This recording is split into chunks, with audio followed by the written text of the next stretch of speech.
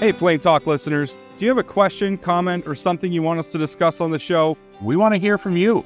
Leave a voicemail or send a text to 701-587-3141. That's 701-587-3141, and we might feature it on an upcoming episode. Thanks for listening to Plain Talk. Now let's get back to today's episode. Love staying informed? Subscribe now and get unlimited access to local news, weather, and sports for just 99 cents a month for your first 3 months at inforum.news/join.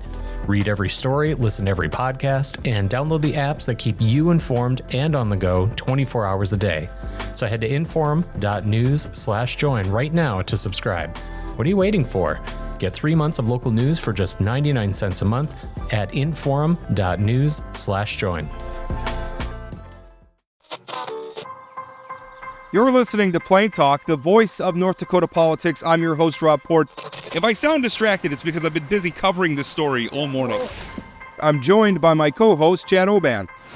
He's right of center, I'm left of center, both sides of the political spectrum. I think it's cathartic. I think it's a necessary and proper debate. I'm glad we're having it. And honestly, we have to do better. Okay, I don't know why I'm getting blamed for this, right?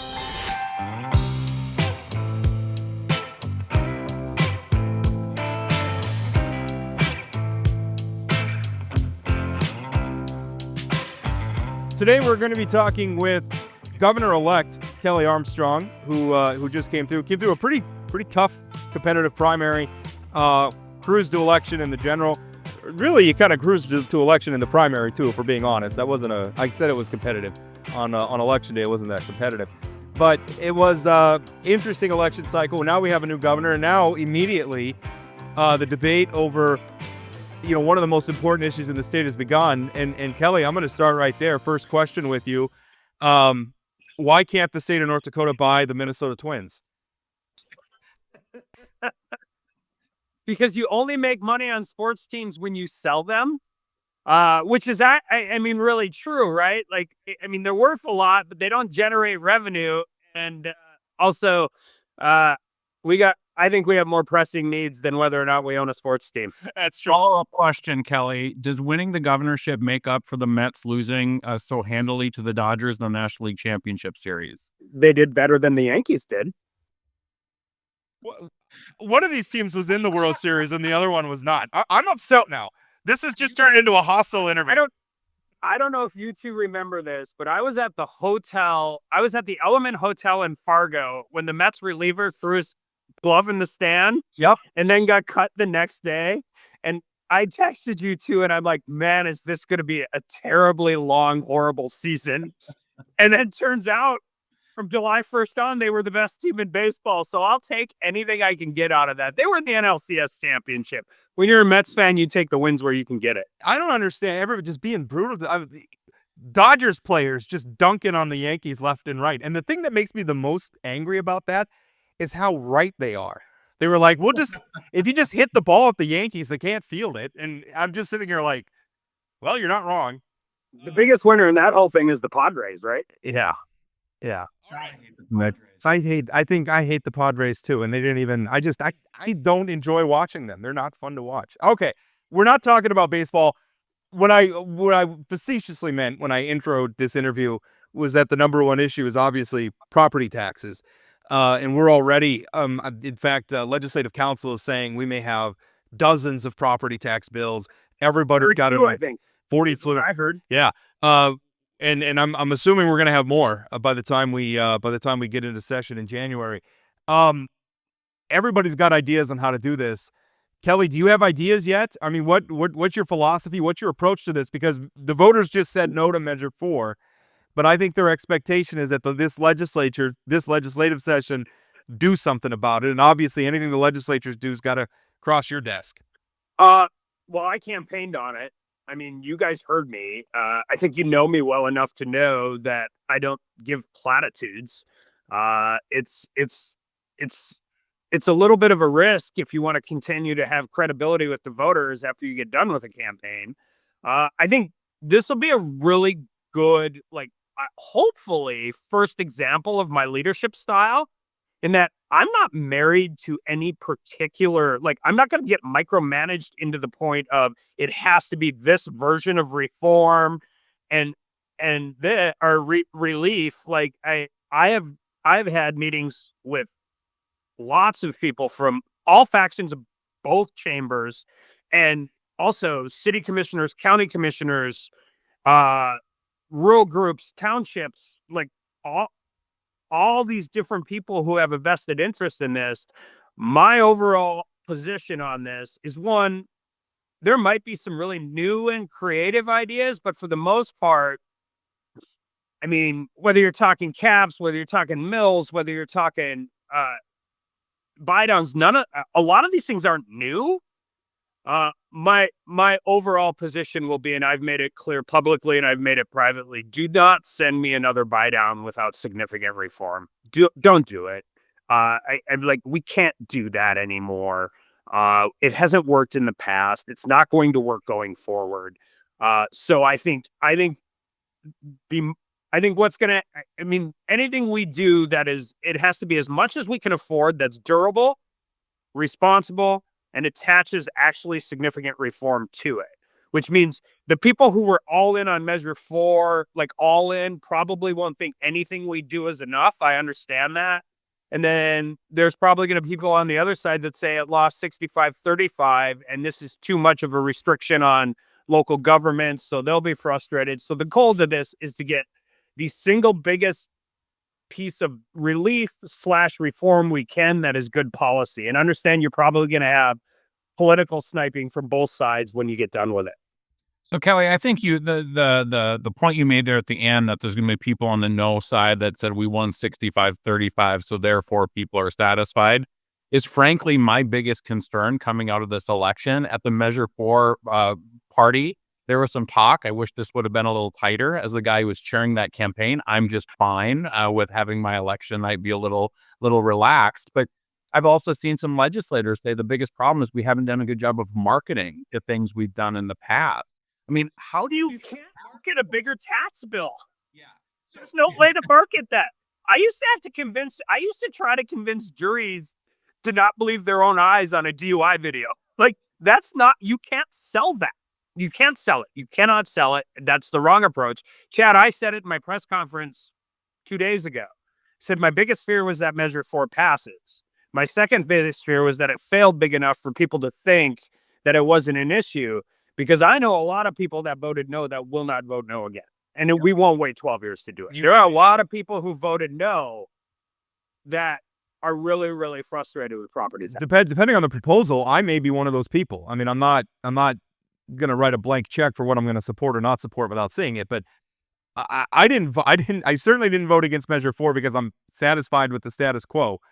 And if the legislature is going to punt again, I think it's really interesting, because I was saying that message, last session we had kind of a, Governor Burgum was really prioritizing income tax reform, and you had a group of legislators who were really prioritizing another buy down, and we got some of both is what we ended up with.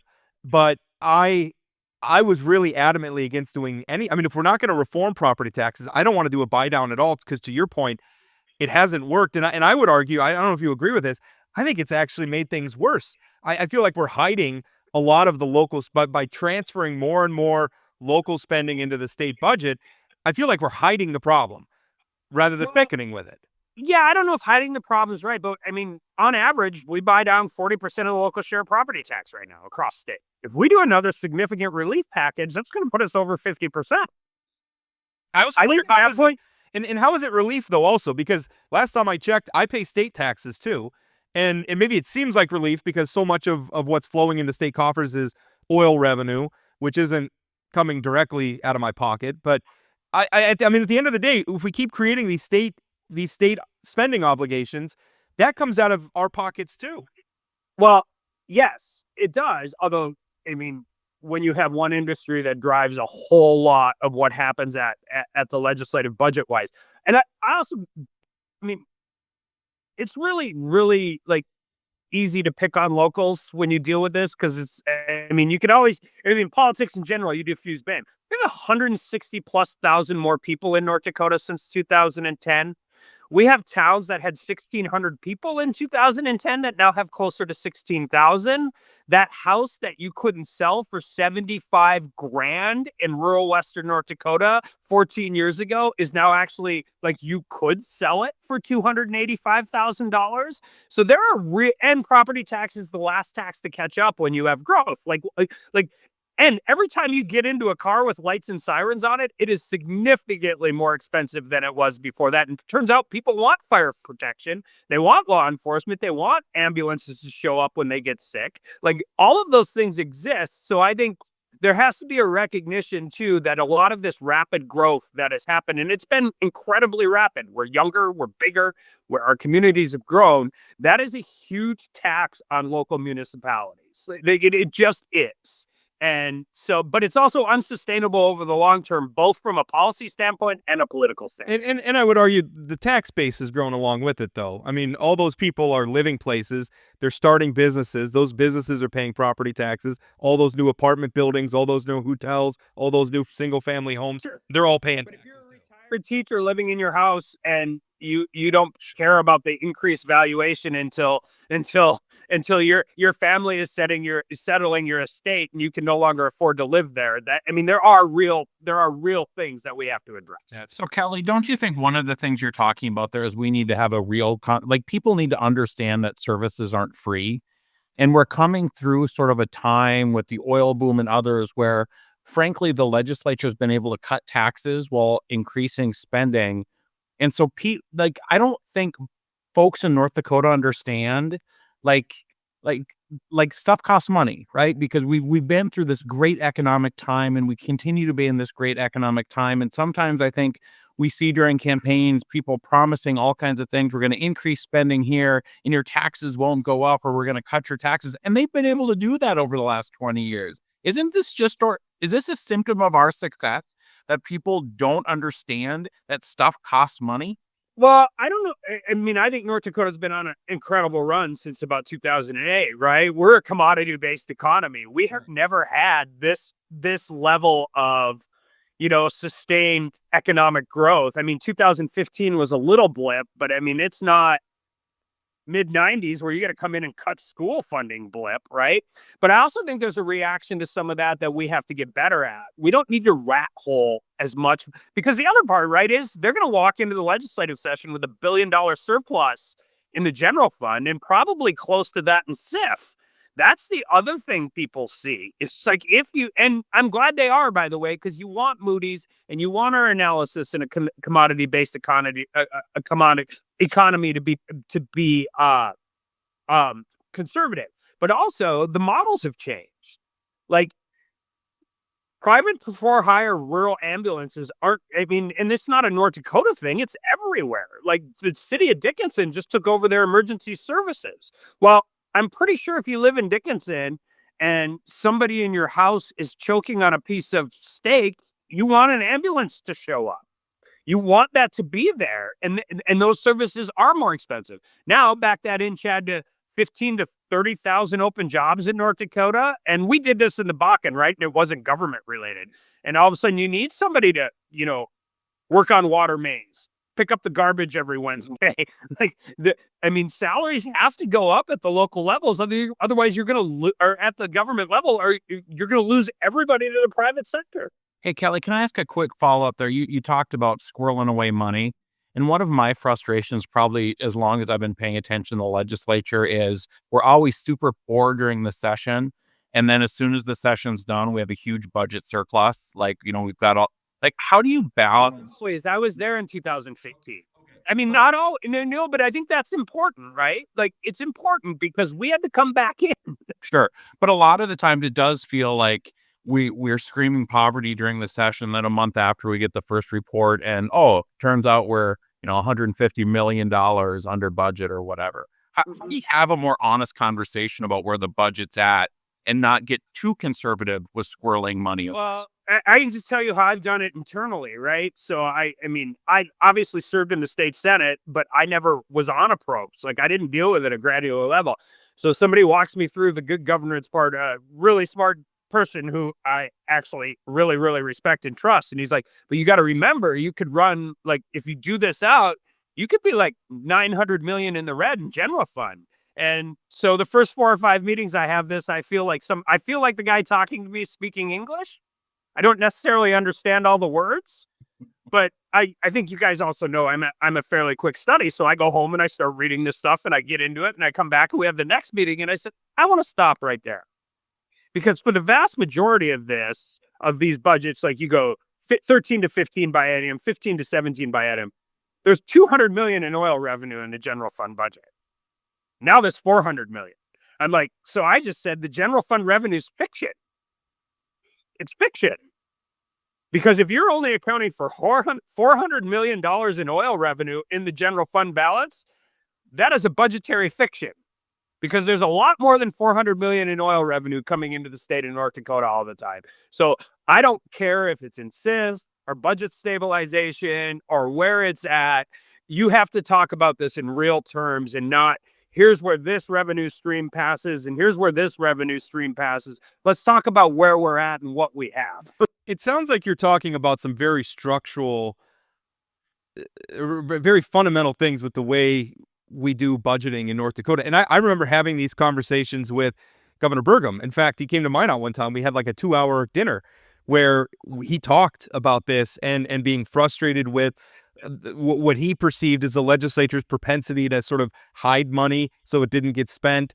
And he was very frustrated with the amount of money that doesn't go through the general fund, which I think is what you're talking about, where we have a lot of revenues that are going directly into other funds or getting directly spent out of those other funds, and they're not going through the general fund. And it makes it very difficult to go back and sort of piece together what's the actual financial picture. Are you talking about changes to some of that? Well, one, I don't write the law. I'm less concerned about, like changing it, like saying this goes here, that goes there, and more concerned about having honest conversations about what is actually green and red in the ledger. Like, this is a little like property taxes. Nobody cares about what your discount is at the top of your statement. They care about what you're paying at the end. And so this would be the flip side of this. I don't particularly care what your proposal is for any single revenue stream so much as I want to know what the bottom line number is. And so the legislature, there's good reasons for some of these. There were also very good reasons when they were set up. Nobody knew you were going to hit 99 out of 100 oil wells when this stuff started to happen. And that's really true. By the way, nobody thought we'd have $10 billion plus in the legacy fund and $7 billion plus in the common school, $8 billion in the common schools trust. So it goes both ways. But I guess, Rob, my answer is, we're going to communicate with the legislature, but the thing I will tell you is if they walk in and tell me, well, we can't do this because we're 700 in the red in the general fund, I'm going to be like, yeah, but we're not.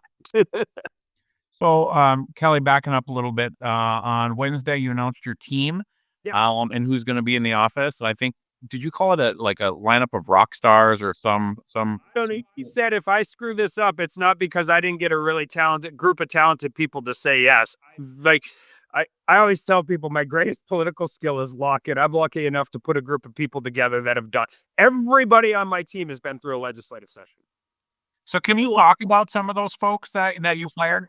Yeah, well, it begins and ends with Roz Layton. When somebody in DC asks me what you should look for in a political staff or in a chief of staff, I'm like, do you have a political best friend? Yes. Hire that person and make them your chief of staff.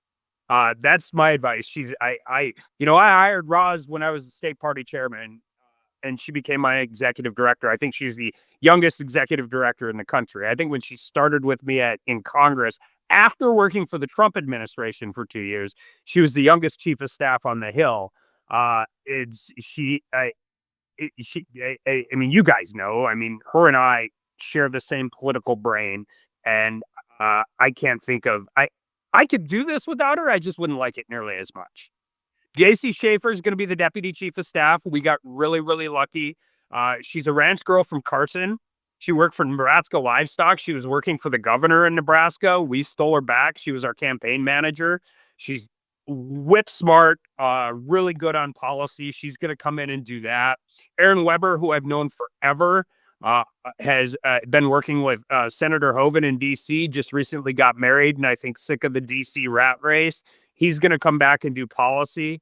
Connor Swanson, who's from Bowman, but was one of the district chairs from Fargo when I was in the state party, worked for Interior, came on to work for me as comms, and then started doing all my criminal justice policy when I was in DC. I worked for Al Carlson in a legislative session. He's coming back. And then, Joe Morissette's leading our transition through budget and all of the things that we actually have to get ready for. He'll be part of the team when we take office in December. He's obviously former OMB director. I worked with him very closely in the legislature. Chris Joseph, who I was my go-to guy in the legislative council for all things when I was in the Senate. Veteran, I mean, just really, really exactly what you're looking for in a government lawyer. I'm a little concerned legislators are going to be mad at me for stealing them, but I have had a relationship. And then last but not least is Al Dorman, who just recently retired as North Dakota's adjunct general of the National Guard, and who I have come to know very, very well through my 6 years in Congress. And former lawyer in another life, but just somebody everybody in North Dakota knows and respects, and is going to really bring, because the one thing Roz and I are good at is like operational structure. Like I mean, dude, like we run I mean, I have a small law firm mentality. It's how I operate. And I just can't think of anybody better to come in and oversee cabinet level meetings, everything like that. And so every one of them has North Dakota experience. They have DC experience, they have policy experience, they have political experience, and more importantly, for me, I consider them all very close personal friends.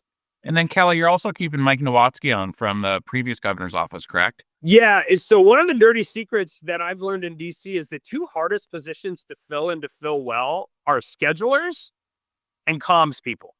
And I knew Mike when he was still asking me tough questions at the forum.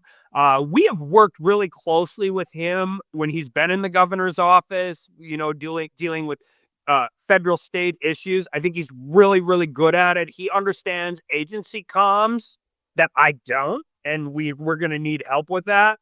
And I just think, there's going to be more people from this administration that stay on. It's not like we're replacing the other party and everybody's cleaned house, but Mike is going to be really, really, really good, not only for helping us on that stuff, but giving us a lay of the land to how operationally this works amongst agencies. Talk a little bit about your transition. Obviously, this is kind of a short-term situation, but you're still North Dakota's member of Congress. Yeah. Congress is going to have a lame duck session coming up here where you're going to be needing to participate. And North Dakota is a little bit unusual in that you get inaugurated in December. I mean, our timeline's a little shorter in that we have the election, the governor's sworn in December. We start a legislative session in January. That is a quick turnaround for someone who still needs to be in Washington, D.C. doing work. You will be done in Washington by the time you get sworn in. You can't hold both offices. I will resign at 11:59 p.m. on December 14th. We have communicated that with the Speaker's office since we announced in January. Said this is the drop dead date if we win. Government funding runs out December 20th. And then everybody's going home for Christmas. I mean, then there will be no business in Congress until January 3rd. So, one of the reasons this team is so important is Roz and I are going to be in DC for a big portion of it. We have to be. North Dakota only has one person out there. I'm not leaving them hanging on stuff. I mean, there's different votes in DC, by the way. There's what I call bed check votes. And then there's bed check votes. Yeah, like the night you fly in, they do a bed check vote. It's basically an attendance question without an attendance question. It's a suspension bill that's going to pass with 350 votes. And we missed a bunch of those, by the way, while we were running, right? I'm like in full transparency. We flew in the next morning. We did different things. So next week is leadership elections in the House. We've got some obligations. We're probably not going to be there much next week, knowing full well that the leadership team and the whip team knows we can fly in and airdrop in an emergency situation if the vote is on something substantial and necessary. But this is why you need to have, Al Dorman, J.C. Schaefer, Joe Morissette helping run, because I also don't micromanage my team. That's why it's so important. I'm really proud that I probably had the least turnover of any member of Congress in 6 years while I was there. And part of the reason is I hire smart people and I empower them to make decisions. And I can't imagine me having to micromanage Joe, Al, and JC on every little minute detail while Roz and I are still trying to fulfill our obligation as a member of Congress.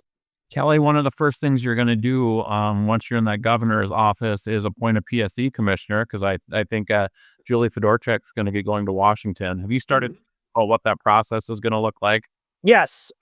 And we've been actively telling people to reach out to us with interest. And I have spoken to Brian Kalk and Brian Crocious, two people who have held that job before. And I really hope we do. This is one of those areas where I hope I get 6 super qualified candidates and I make one person happy and 5 people, less happy. So we'll start an initial interview process, and I've asked him, and I don't think I'm breaking news. I think Brian Kalk has agreed to kind of head up the first round of interviews with 2 people on my team. And then we'll go to the second round, which will be me. And so and it will be a legitimate fair shake. I'm not doing this to go through the motions. And if for some reason I would have somebody who I just know I'm going to appoint, that is not the case right now. I don't anticipate that being the case. I wouldn't make my friends and I wouldn't make the people who are looking for it go through the motions just to give the appearance of it. So that's the plan. But it's also really important, Chad, because they'll have to run 2 elections in 4 years, because they'll fulfill Julie's term they get appointed and then they have to run at a regular term. And the reason that's important to me is because the Public Service Commission, at least in recent memory, always though, has like politically charged things that go in front of that. But they also are their guardrails are pretty significant if they actually are follow the laws. So I actually feel bad for them a lot of times. They get beat up on a lot of things that they don't have the legal authority to do. And so the reason I think that's important is anybody who's going to serve that job has to be good enough at understanding how to run elections and how to actually win elections, that they're not scared to do their job. So after you get sworn in, we're going to have an organizational session for the legislature. You're going to have an address there. Obviously, you'll have another address at the beginning of the session. Those kind of set the tone for how things are going to be. Can you give us some themes? What are you going to be touching on? I'm going to tell you, we'll actually write it. I went up to the microphone Tuesday night, and I didn't know what I was going to say until I got there. I have a hard time writing speeches. I think I have a hard time when I feel like I'm being scripted. But yeah, I think we're going to talk about, property taxes is going to be a huge part of this. Workforce, affordable housing, like what are some things we can uniquely do to attract people in a really competitive job market, not just in North Dakota, nationwide. I think you're going to hear some things about what higher ed needs to do to look like a modern higher ed system in 10 years. Higher ed is going to be very different in 15 years, whether we get aggressive with it or not. And those fights always end up in, Valley City, Dickinson, Mayville. All of these places I really care about, but those are constitutionally protected universities. Like I think we have to really talk about how we use that to our strategic advantage and not always fight about, the argument that we should get rid of some of these schools always crops up, but I'm like, yeah, well, we can't, and nor should we. So let's figure out how we utilize that to move forward and use it as a competitive advantage when we're doing this stuff. And then, you guys know me, so I'm going to talk about things that we actually have to do as a government. Women's prison, state hospital, addiction, jail overcrowding, which is really, really a big issue right now. And there's lots of things that I think we can use there's no silver bullet, but I think there's lots of things that we can use to ease the pressure off some of that stuff.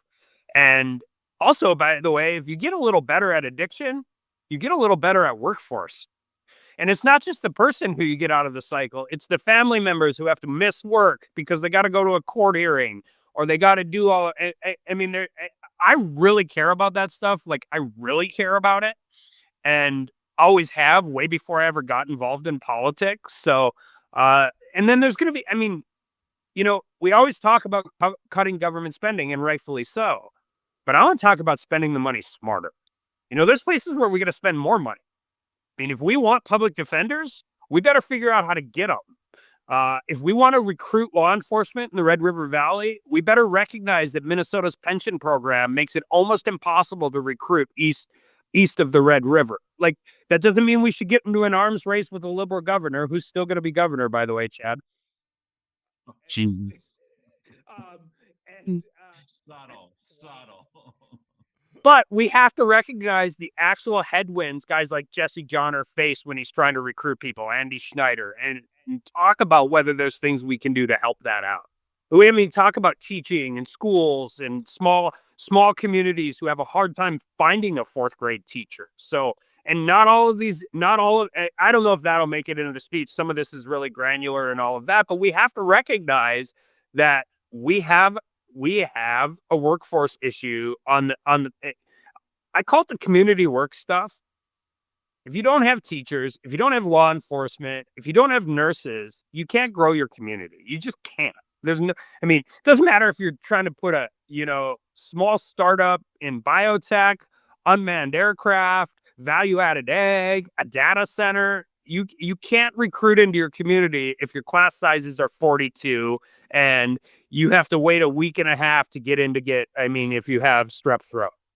So, Rob, I know we're running up against the time, but I'm going to keep asking questions until somebody tells me to stop. After this, I'm deer camp bound until Sunday afternoon. So that's up to you. All right. So I've got another process question. Obviously, you were elected 3 days ago. Governor Burgum's been working on a budget for months. Yeah. What is the process? Do you just tear up Burgum's budget and start over trying to put something together in the next 60 days? Or how does this work? No, we don't. I actually think I have the best of both worlds. I get, the legislature is going to use their baseline. The governor's going to propose his budget. We have our own ideas that we're very much paying attention to and keeping in track, but I get to look at them both and say, how about we do this a little differently, or we do this differently? And work through that. We'll want to get ours out as soon as we can, because we'll want the appropriations committees in both chambers to at least know what our priorities are and try and advocate for them.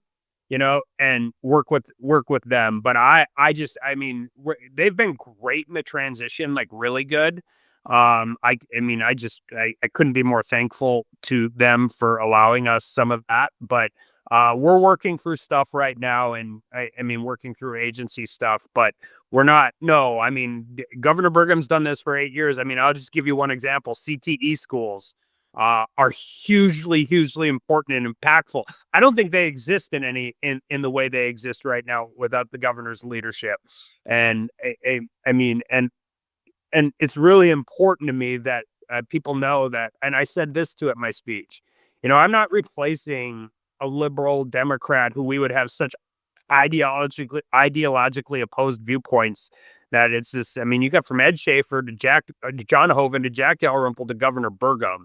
I come in a place where I get the opportunity to look at something and see if I can make it a little more operational, because I think that's my skill set, as opposed to, now we don't care what the old guy said. We're just throwing the baby out with the bathwater. That's not how I operate. Plus, I think he has a lot to add to it. He's been doing it for 8 years. He's a pretty smart guy.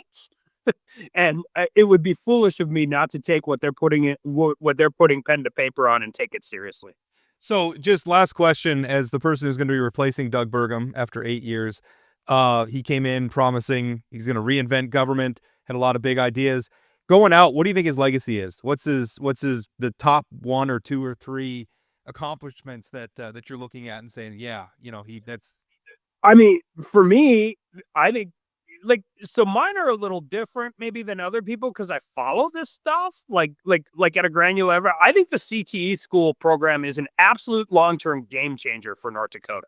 I think it's a game changer, and I think it's moved way.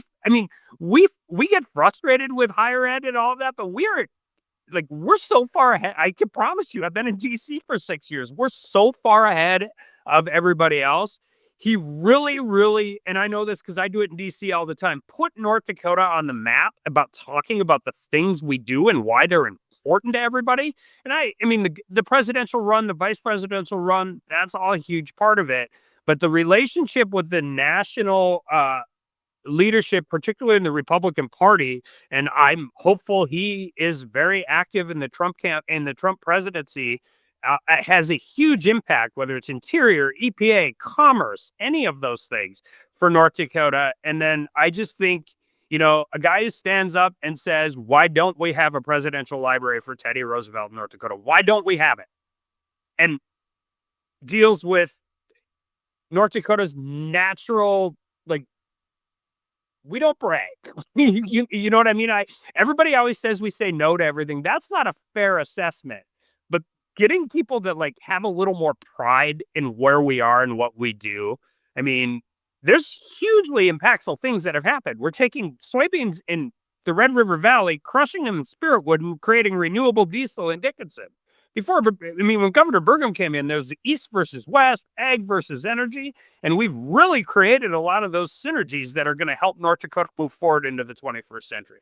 I think with a guy like that, unfortunately, I think sometimes you're not even going to see the benefit of it until 5, 6, 7 years after he's gone.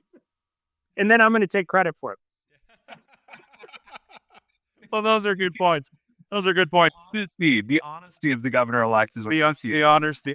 I will be honest about something. I was so glad that the Mets didn't win the World Series because I thought that somebody getting elected governor and watching their team win the World Series is too much fortune for anyone. Too much. That's more than your fair share, Kelly. All right, we're going to let you go. Thank you so much for being on. Appreciate it. Thanks, guys. We'll keep doing this. You know that, right? Absolutely. The cold cases you see at The Vault have captivated readers across our region for years. At The Vault Podcast, our team of professional reporters takes you further into those stories with new interviews from family members, investigators, and experts. Check out The Vault at inforum.com/The Vault and subscribe to The Vault wherever you find your podcasts. Welcome back. Just finished up with Governor-elect Kelly Armstrong. And things are going to be really different. Like, I know one thing that Kelly was really emphasizing is, ideologically, there's probably not that much space between him and not that much daylight between him and Doug Burgum. So not a lot's going to change. I think we're going to see big changes in style, approach, structure. He is going to do this job differently than I think really any governor that we've had in a long time. Here's the thing that we're going to see with Kelly Armstrong. We're going to see a lot more Kelly Armstrong. I mean, if you're up at the session, Kelly's going to be in that hallway talking to people constantly. That's who he is. It's what he is. He's going to be accessible to the press. People disagree with Kelly's ideology. I disagree with some of the Trump stuff, obviously. You cannot disagree with the fact that he's available. And I don't know how many meetings I've had with him over the years where basically the meeting starts on a subject and he's like, I disagree with you. And then we have a discussion about how we're disagreeable, but we always have the meeting. That's going to be a difference. I don't even get a meeting. I'll get a text message about something I wrote and he'll just call me on the phone. And, I mean, to a certain point, like some of that's not sustainable. I mean, you can't have a relationship like that with every citizen in the state of North Dakota, but it's going to be very different. I think I wanted to make, and I don't know if this crack is unfair to Doug Burgum, but it's no secret that he would really like to be the Secretary of State. And it occurred to me that he didn't do a particularly good job of diplomatic relations with the North Dakota legislature. I don't know. And I think that's going to be very different under a Kelly Armstrong because, like you said, he's not just going to be showing up for press conferences and speeches. He's going to be down, 100 or 200 feet down the hall to the legislative chambers. And he's going to be there, by the way, working with a lot of people he served in the legislature with. To me, it's very similar to Jack Dalrymple. I mean, when Jack Dalrymple was governor, he served with a lot of these folks. He understood the process. He had relationships on both sides. He liked the legislative process. I think Kelly's not going to be somebody who sits in his office and waits for the legislature to deliver a bill. I think he's going to be much more engaged. Then the question becomes, how does the legislature respond to that? And do they do what they've historically done? Like, hey, this is our time. We're the legislature. Go mind your business in the governor's office. Or because of the relationships, do they welcome to the table and do they work together? I think it's going to be the latter for this first session. I think for sure this first session, they're going to work very well together. And then maybe that exec versus legislative divide picks up a little bit in future years, but There's always going to be some friction there. It's it's baked. the whole purpose. So it's baked into the system. I mean, we designed it that way, as a way of distributing power. So there's probably going to be some vetoes that certain members of the legislature don't like, but the relationship's going to be better. I think that's going to be healthier for North Dakota. I am liking everything I'm hearing from him on property taxes, and it's hard to pin him down because there's going to be so many bills on this, and most of them just need to be clear cut. I think this issue is so singular. We don't need a dozen or 2 dozen or 3 dozen or however many dozens of bills that we get all nibbling around the edges of this. I think it behooves us to really come up with a unified plan to get that through. And I think Holt pointed out the fact that he was concerned that, the stuff is so spread out. I mean, but again, I don't know that it's that, it's complicated, but it's not that complicated. You need to figure out a way to buy down some of the property taxes, right? You have to spend some money like they've done historically and then create some sort of cap. And what does that cap look like? Is it a strict cap? Is there rollovers? Is it on values? Is it on, what does that look like? So it really is just those two sides of things. How do you limit the spending at the local level or the increase in property taxes, and how do you subsidize it? It's really figuring out those two pieces. Yeah, I think I don't want to see, like he said, his quote was, "Do not send me another buy down without significant reform." I kind of wish he had just stopped at, "Do not send me another buy down." I don't think we should be transferring any more local spending into the state budget. We've done enough. We've done, I don't know how many billions over the past several years. What we need is structural change. So maybe some form of a cap. I think what they're talking about with that Majority Leader Mike LaFleur is talking about, that sounds very interesting. I need to think about it more. I think we've really got to address appraisals, because people are getting tax increases based on gains in their property value that they may never realize. I don't think that's very fair. I think specials has got to be a part of this. I think a lot of the angst about property taxes is driven by specials, which Measure 4 wouldn't have touched at all.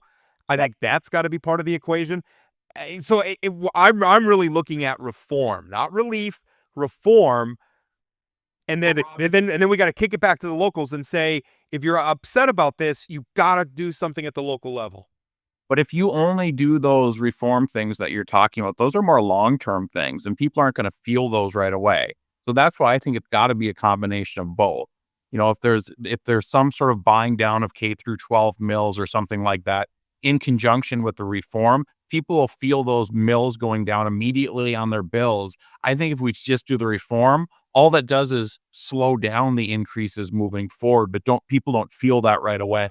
So I do think it has to be a combination of both of those things. That's true. Well, one of the big obstacles is sort of penetrating the public's lack of knowledge about how some of this, where they make assumptions about it. And some of it I don't understand. Some of it I should say I do understand, because it is a very opaque system and it's a very complicated system. We get one bill, sure, but there's a half a dozen taxing entities on it. And I think even that should be part of the reform. Do we need a separate park board? Do we need an elected park board? Can the park board be appointed by the city? I don't. Rob, I also want to get rid of mills. I want to get rid of the idea of mills, because nobody understands what that is. Let's talk about percentages. Let's talk about things like that. Make it easier for people to understand. But ultimately, that confusing stuff at the top, Kelly's right. People just look at that bottom number. What's the bottom number that I'd pay? How to get there, they don't care about. This idea that because I wrote a column yesterday about saying, essentially that saying that the legislature had better be ready to go. Like, yes, Measure 4 failed, but you had better be ready to go with some plans. I got a text from a legislator who said, "I am astounded at the ease with which people are comfortable dumping the most important local issue in the laps of the state legislature." Now, he was reacting to my column, and we called him. That doesn't say, he doesn't sound as he wasn't as angry as that sounds. Right. But the thing is, like, I understand that frustration, but B, it is reality. And the problem here is not that you guys didn't market your buy down relief effectively enough. The problem is it didn't work. At the end of the day, when I look down at that bottom line, and I shouldn't say me specifically, my property taxes went down this year. But when property owners in the state look at that bottom line, it keeps going up. And no matter what the legislature does, and they're upset about it, and that's what we have got to address. Listen, and it can't just be the legislature. I mean, I understand what that legislator is saying, that it's unfair. But again, I think since 2012, the local political subs are looking to the state for more help. The state's looking at the local political subs saying, why aren't you doing more to curb spending? And like, there's not a lot of responsibility that's being taken here.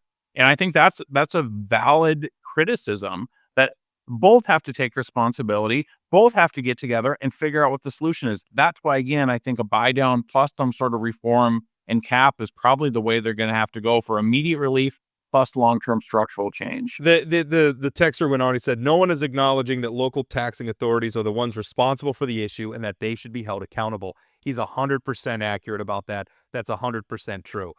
All right, before we go, there's one last thing I did want to talk about. Obviously, we had a national election.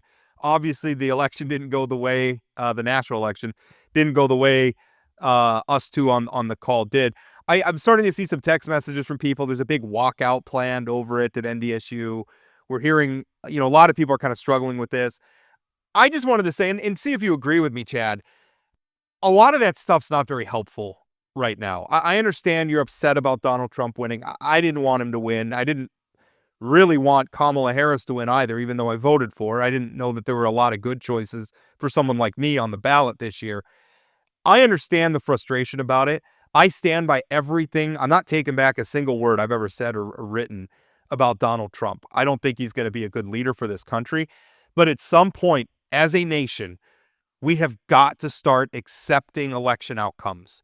If you want to pour that into, hey, let's start thinking about a better platform. Let's start thinking about different policies to prioritize. That's healthy. But this idea that we're just going to continually reject the results of elections has got to stop. Rob, I think there's two things I would say to that. One, both Kamala Harris and Joe Biden have accepted the results of this election. Yes. And I think that's a big difference between 4 years ago and this year. Correct. They all thought I wasn't talking about them so much more as social media reactions or general public reactions.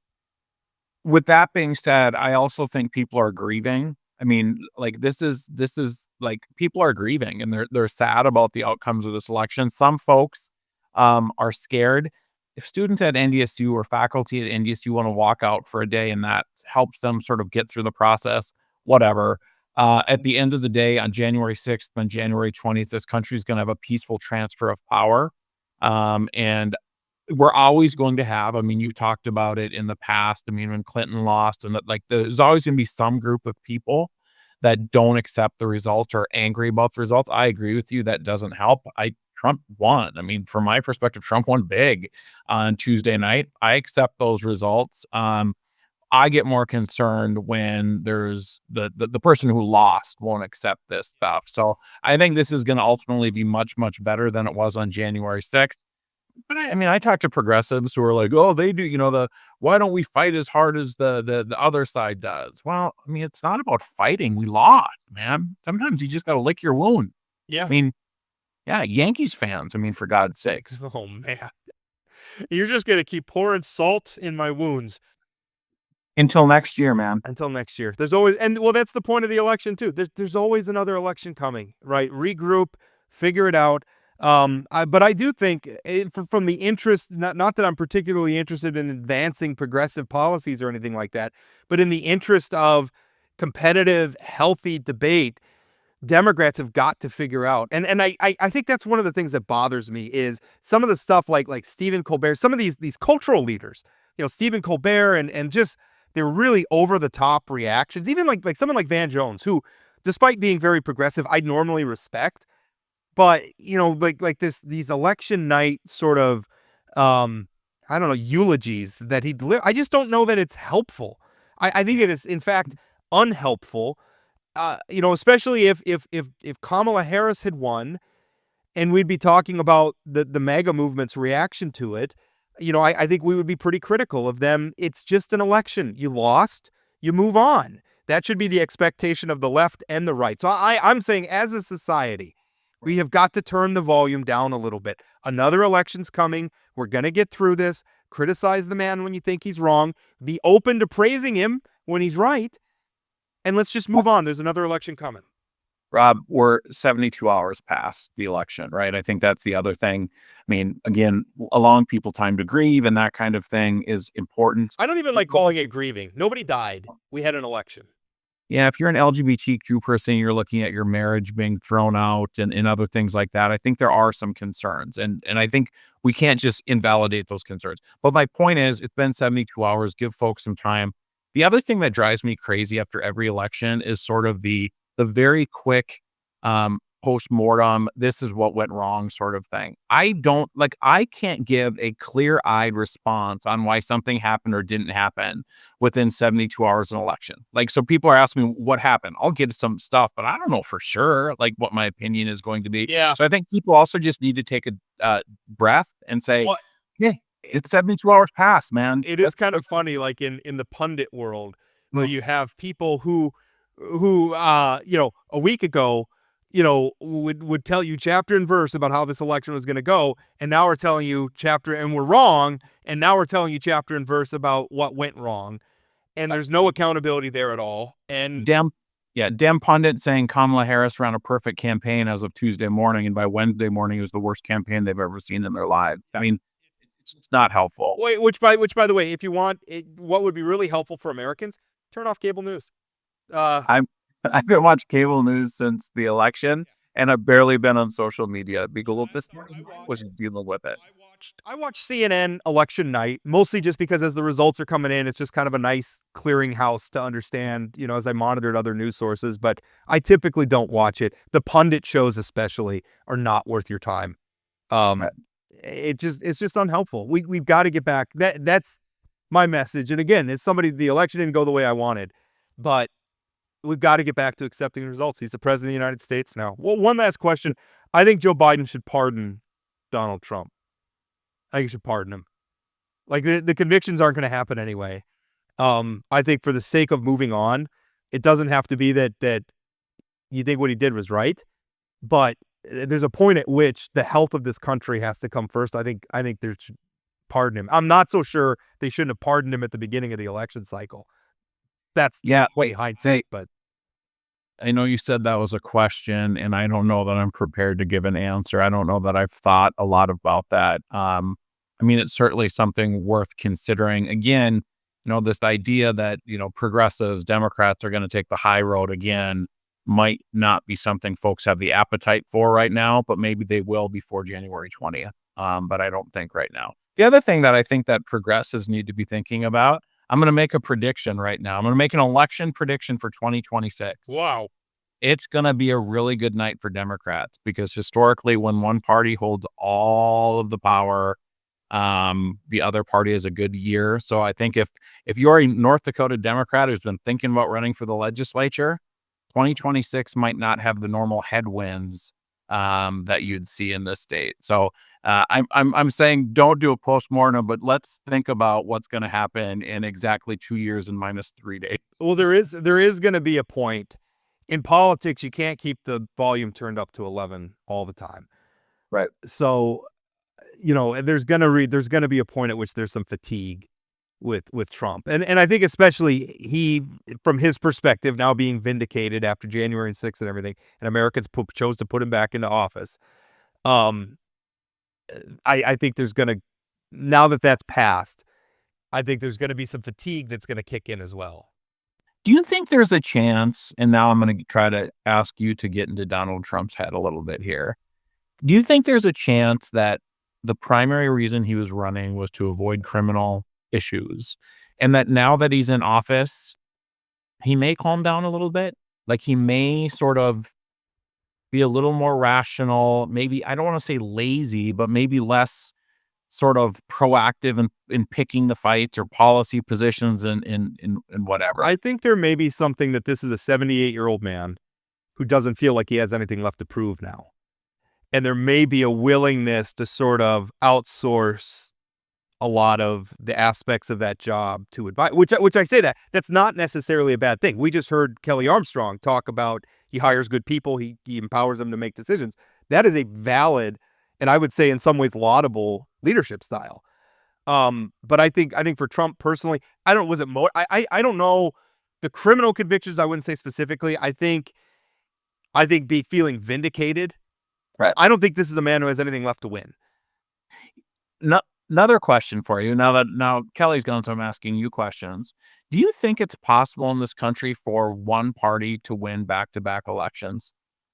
Like in this environment, it just feels like we're so, like we want instant response. I mean, it just feels like now it's like, okay, that team is in, they're terrible, so now I'm gonna try this other team. Well, they didn't do it perfectly.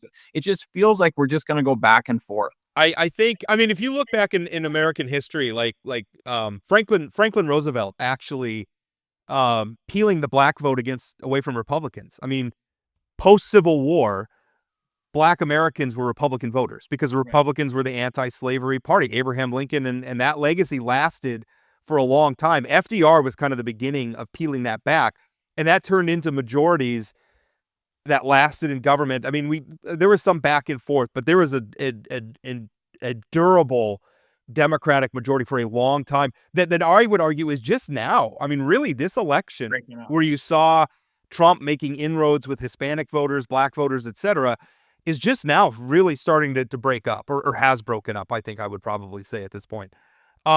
So I think what's driving this whipsaw back and forth is social media. It's made our country more populist. It's made us more reactionary. And so we are constantly reacting back and forth to whoever's in power at the moment. And I think there will come a day where maybe we get past this. And I think it's going to come when we have a generation or two that's really the majority of the electorate that grew up with this stuff, that isn't so credulous about everything that's coming across their Facebook feed. I think the American electorate needs to mature a little bit more in how they're dealing with this fire hose of information they're getting from the internet and social media and all these other vectors. The electorate's got to grow up a little bit and figure out how to deal with some of that. I think eventually that sort of stuff will become less effective. Now, what it gets replaced by, I don't know.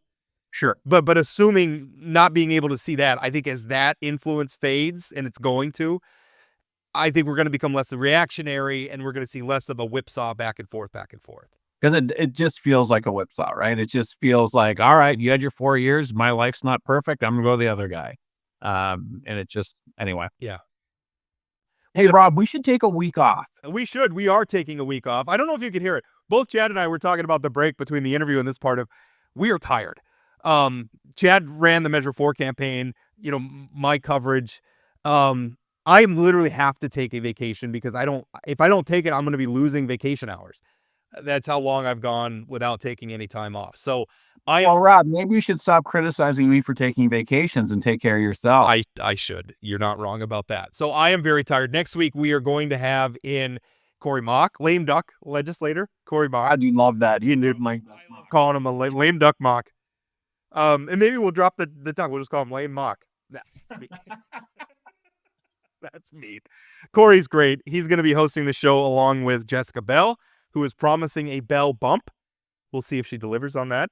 Big hype. Some people are saying. I actually don't know who they've booked yet, and he may be smart. And I think sometimes people who do those shows when I've had guest hosts on the radio or whatever, people plan everything out too much, way too far ahead of time. It's better to leave it. And I understand they get anxious and they want to book people, but I don't know about who they're going to have on, but they're going to be hosting the show next week. Everything should be normal, and Chad and I will be back after that. And we may have more guest hosts too as the holidays kind of unfold. We may not be on every, but I promise you by January, when the legislature is back in gear, we will be back in gear, and we're going to be having a lot of fun. So thank you so much for listening. Guest hosts in next week, and we'll talk again. That's it for today on Plain Talk, the voice of North Dakota politics. Plain Talk is a production of Forum Communications Company. Got a question, comment, or suggestion? Leave us a voicemail or send us a text message at 701-587-3141. That's 701-587-3141. If you haven't subscribed to Plain Talk yet, you can find us on YouTube or your favorite podcast platform like Spotify or Apple Podcasts. For those of you who are already hooked, give us a rating or review. And don't forget to share or tell a friend. Special thanks to my co-host Chad Oban, and from myself and everyone at Plain Talk, thanks for listening.